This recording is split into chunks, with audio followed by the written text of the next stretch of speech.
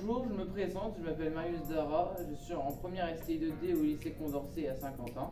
Aujourd'hui, nous allons vous présenter notre projet pour les Olympiades des sciences de l'ingénieur, où le thème proposé est la mobilité. Nous avons donc travaillé sur la gestuelle du corps humain et nous nous sommes posé la question suivante: comment améliorer la posture-écriture des personnes en difficulté? Mes camarades vont donc vous présenter les solutions techniques retenues pour ce projet. Je vous laisse avec mon camarade Hugo qui va vous présenter la partie modélisation. Bonjour, alors aujourd'hui je vais vous présenter la modélisation 3D du projet. Donc on était parti sur une base fixe d'origine pour les doigts, mais ça rentrait pas à toute morphologie de doigts, enfin de main ou de stylo. Donc on est parti sur un gant qui permet de résoudre tous les problèmes qu'on avait avec le prototype.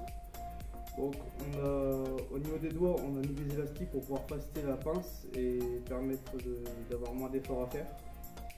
Et dans les doigts, il y aura les capteurs pour voir si la position sera bonne. Et tout ça sera relié dans un boîtier fait en PLA, donc en plastique à base de maïs, où la mini Arduino sera dedans et tous les câblages.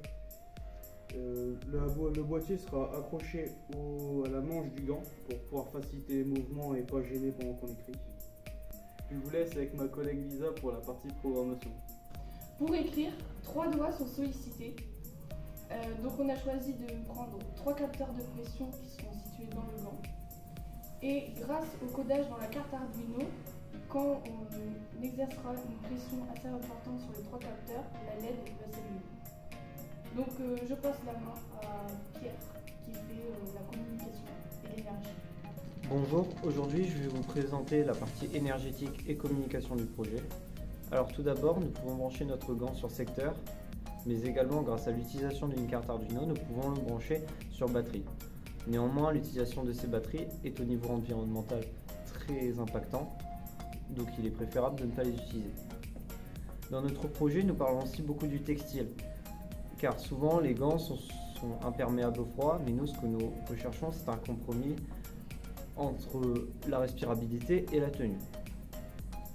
Nous travaillons aussi beaucoup la communication, avec tout d'abord l'ajout d'un nom qui s'affichera juste ici, et l'ajout d'un logo qui s'affichera juste là. Vous pouvez également nous suivre sur notre page Instagram, vous abonner et liker.